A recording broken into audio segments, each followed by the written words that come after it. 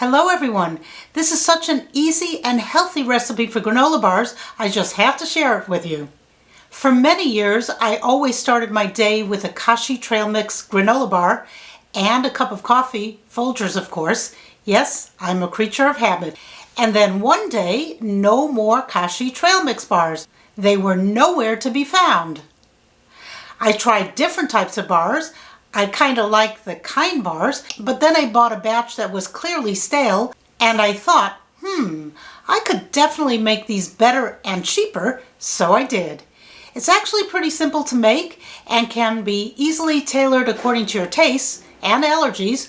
All you need to know is the proportion of dry ingredients to wet ingredients. Let's start with the dry ingredients. That would be the oats, nuts, dried fruit, even chocolate chips, anything you like.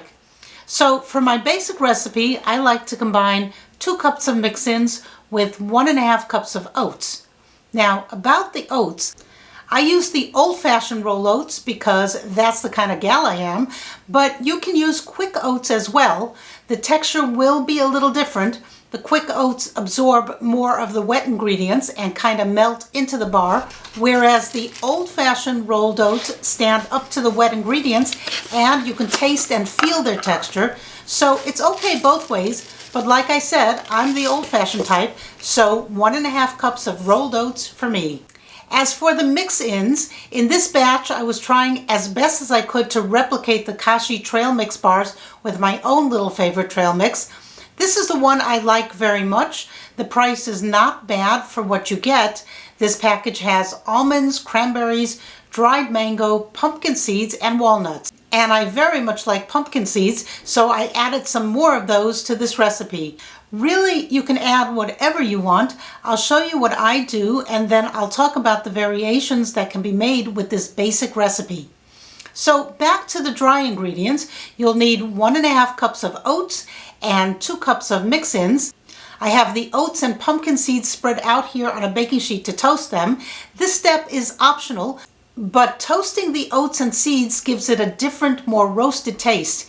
You can also roast these in a skillet on the stovetop by stirring these around until they turn a darker color, like a golden brown, but popping them into the oven for 10 minutes at 350 is what works for me. I know I said this is a no-bake recipe, so consider the roasting step optional, but highly recommended. This is a highly customizable recipe. Just make sure you have 1.5 cups of oats and 2 cups of mix-ins for a total of 3.5 cups of dry ingredients. Next, the wet ingredients. That's the glue that binds the dry ingredients to hold them in the shape of a bar or square if that's what you want. For the wet ingredients, I like to use honey and almond butter. But you can use any type of nut butter, even peanut butter if you want, although the taste of the peanut butter is stronger than almond butter, and you'll taste it, so I prefer almond butter. The Whole Foods 365 brand is an excellent choice at a good price. I'll leave a link for it in the description box below this video. The nice thing about their brand is that they leave room in the jar to stir the almond butter because it will separate and you will need to stir it.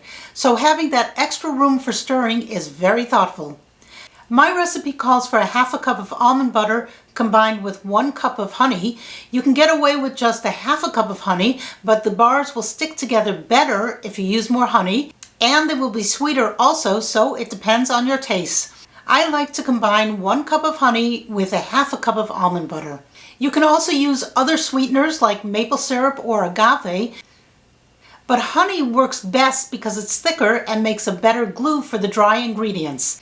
If you use maple syrup, then boil it down a bit to thicken it up, or buy a brand that is thicker if you can find one.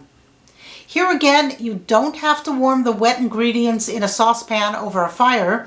You can just whisk them together very well, but I find that warming the ingredients helps them to combine better and also makes them stickier when they cool down. But it's totally optional.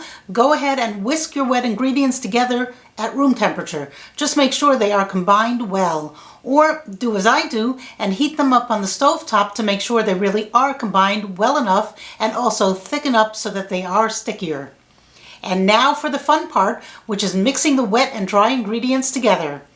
Here you can see I mixed the ingredients together straight out of the bag, leaving the almonds and the pumpkin seeds whole. You can pulse these in a food processor to get smaller pieces, or crush them by rolling a glass or a rolling pin over them, and the smaller pieces will stick together better, but I like bigger chunks of nuts in my granola bar, so I leave them whole. You can see how flexible this recipe is. There are so many ways to do this and make it to fit your tastes. Once you've mixed the wet and dry ingredients thoroughly, it's time to shape them, so pour the mixture into a baking pan. This is a Pyrex glass 9 by 13 pan, and it gives me bars that are about the same thickness as my Kashi bars. If you want thicker bars or even squares, then use an 8 by 8 or a 9 by 9 baking pan. Again, it really doesn't matter, except that the final bars will be thicker.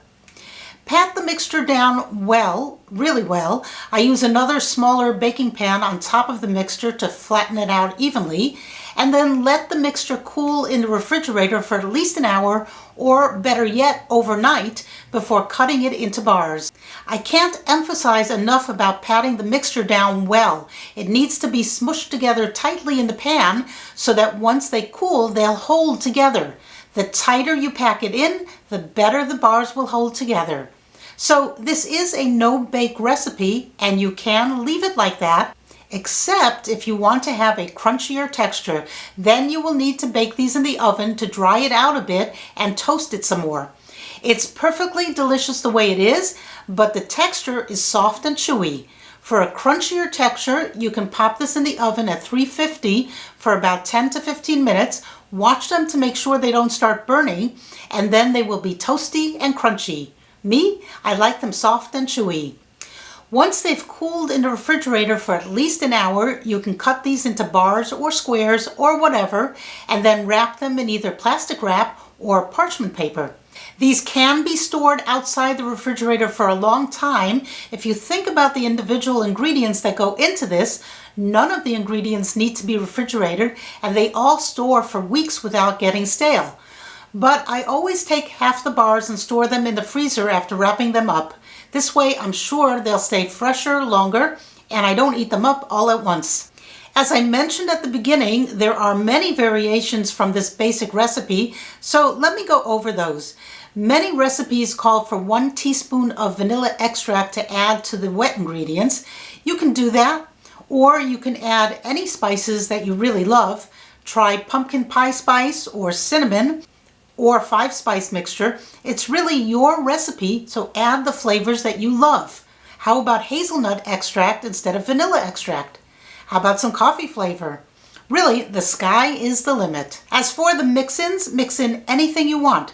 Choose the nuts you like, add in some seeds like sunflower seeds or chia seeds or even flax seeds. You can even mix in some protein powder to add additional protein to the basic recipe. How about some shredded coconut? You get the idea. Chocolate chips is a favorite for some people, and if you bake the bars in the oven, then the chips will melt and hold the bars together even better. And there you have it, a simple and delicious recipe for no-bake granola bars. Or bake them for a crunchier version. These bars are a great option for those who want a sweet snack without turning to donuts and Twinkies. Give this a try and let me know what you think in the comments below. Don't forget to like and subscribe for more fun recipes. Thanks for watching. Bye.